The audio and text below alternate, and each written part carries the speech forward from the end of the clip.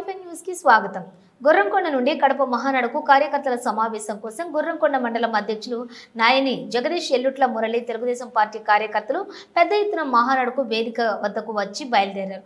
గురువారం కడపలో జరిగే మహానాడు పబ్లిక్ మీటింగ్ కు గుర్రంకొండ నుంచి 5 బస్సులు 20 కార్లు ఏర్పాటు చేసినట్టు నాయని జగదీష్ తెలిపారు. గుర్రంకొండ నలుమూలల నుండి విచ్చేసిన తెలుగుదేశం కుటుంబ సభ్యులకు ఈ మహానాడు సగౌరవంగా ఆహ్వానం పలుకుతోంది అని తెలిపారు. ఎన్నో సవాళ్లు సంక్షోభాలకు ఎదుర్కొని నిలబడిన తెలుగుదేశం పార్టీని నిలబెట్టి తెలుగు జాతి కోసం పోరాడుతున్న యోధుడు, కాలంతో పరిగెడుతున్నటువంటి శ్రామికుడు చంద్రబాబు ఔన్నత్యం తెలుగు తమ్ముళ్ల హృదయాల్లో పదిలంగా దాచుకున్నాడన్నారు.